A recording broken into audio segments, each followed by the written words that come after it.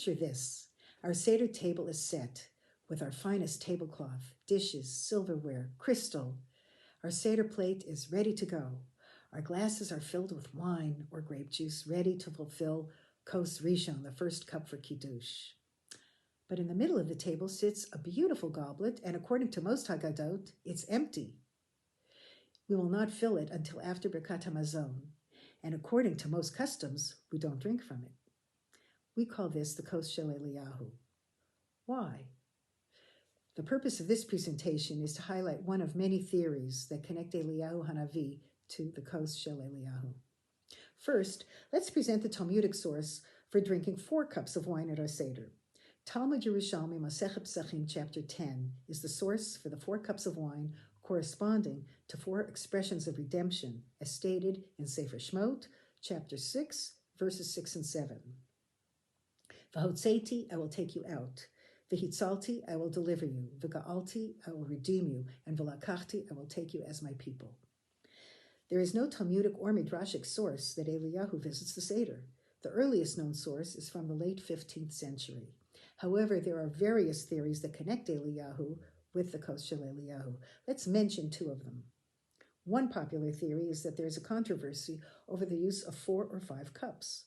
Some cite an alternate version of Masechet Pesachim 118a, which mentions a 5th cup of wine, which some commentators connect with the expression in Sefer Shmot, chapter 6, verse 8, with the word veheveti, I will bring you into the land, alluding to the time of Mashiach.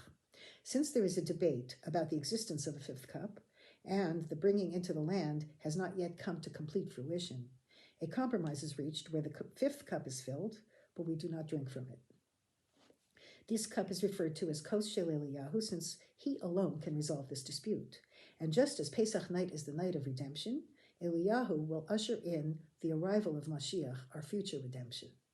Another theory is mentioned by Rabbi Dr. Brodt, citing Rabbi Moshe Chagiz, who in the year 1728 connects Eliyahu's coming to the Pesach Seder, commemorating the performance of the Korban Pesach, to his attendance at every Brit Milah as a witness in order to ensure that both rituals are performed correctly. I'd like to focus and elaborate on this last theory. There is a very close connection between Brit Milah and Korban Pesach. Citing the verse from Yechezkel, chapter 16, verse 6, Mit boseset bedamayich, wallowing in your blood, which references 2 bloods on the night of Yetziat Mitzrayim. Rashi in Parashat Bo writes that the redemption was specifically linked to the 2 mitzvot of the blood of the Korban Pesach and the blood of Brit Milah. This close connection is based on 2 primary factors. 1, a man must have a Brit Milah in order to eat from Korban Pesach. Indeed, Rav Yishai Ilan stresses that whoever doesn't perform the personal mitzvah of Brit Milah cannot perform the public commemoration of the Brit or covenant between Hashem and Bnei Yisrael at Yetziat Mitzrayim. And 2, these are the only 2 known positive mitzvot that carry the punishment of karet, being cut off from the community of Israel for non-performance. Both rituals are signs representing Hashem's covenant with us. In order to gain a deeper understanding of why Eliyahu HaNavi must witness these 2 foundational events, let's take a closer look at Eliyahu and some of his character traits and the critical role that he played and continues to play in our Jewish lives. Going back approximately 600 years after Yetziat Mitzrayim, we encounter Achav, king of northern Israel. Achav was known as a fence sitter. Many say that he maintained a kosher kitchen. Also, he didn't bother Nevi'im of Hashem. But he retains an evil legacy. Why? He made a contract with Etbaal, king of Tzidon, to marry his daughter Izebel in order to gain lucrative maritime contracts. Izebel, who was pure evil, established the Baal idol as a national religion in Israel for the first time and hunted down and killed Nevi'ei Hashem. Rav Yehuda Leib Ginsburg in Musar HaNevi'im mentions that Bnei Israel were at their lowest spiritual level at this time, many even refusing to perform Brit Milah. Eliyahu HaNavi ascends the biblical stage in Sefer Malachim Aleph, chapter 17. Some notable character traits of Eliyahu HaNavi include his zealousness for Hashem, always defending Hashem. Rabbi Chaim Dov Rabinovich in Da'at Sofrim points out Eliyahu's impatience with people's complaints. He couldn't restrain himself from defending Hashem. Malbim notes that Eliyahu lived in isolation where he would try to perfect his soul and would leave only to deliver a nevuah. Musar HaNavi'im agrees that Eliyahu felt alone in his generation. A deep animosity develops between Achav and Eliyahu. After Achav taunts Eliyahu about Hashem and the status of Moshe Rabbeinu, see Rashi chapter 17, verse 1, Eliyahu, with Hashem's support, declares a drought in Israel that will last for 3 seasons.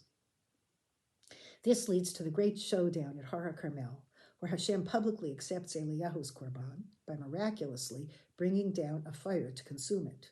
And Eliyahu zealously highlights the failure of Izevel's 450 Baal priests. Eliyahu then kills all of them. Hashem then returns the rain, ending the 3 seasons of drought. Dad Sofrim says that this was Eliyahu's greatest test, in preparation for his message for the ultimate redemption when he will announce the coming of Mashiach. If the people wouldn't believe him now, how would they believe him in the future? Upon learning from Achav that Eliyahu humiliated and then killed her idolatrous priests, Izevel threatens Eliyahu with death. Abarbanel mentions that Eliyahu was concerned that he hadn't received any nevuah from Hashem since before the showdown at Har HaKarmel. Eliyahu then flees for his life to Har Chorev, Har Sinai, where Hashem chastises him with, Malach po Eliyahu. Malbim explains, why are you here, Eliyahu, in the mountain, and not leading and teaching your people? Eliyahu complains to Hashem about the people violating his brit, about Hashem's altars being destroyed, and about his Nevi'im who've been killed. Midrash Shir Hashirim Rabbah states, so Hashem replies, what is it to you, Eliyahu? This is my brit. These are my altars, and these are my Nevi'im. Hashem wants Eliyahu to plead to Hashem to have mercy on Bnei Israel, not to complain about Bnei Israel. Dad Sofrim writes, Hashem also speaks consolingly to Eliyahu. Your zealousness for me, Eliyahu, is a positive characteristic, but only under certain circumstances. And Midrash Yalkut Shimoni states that Hashem says, from now on, Eliyahu, you must attend every Brit Milah in order to witness that my people have returned to me and I have not abandoned them. Let us now return to Rabbi Chagiz's position that Eliyahu attends every Brit Milah and Pesach Seder in order to witness and ensure that each is performed correctly. Perhaps we can now better understand this position.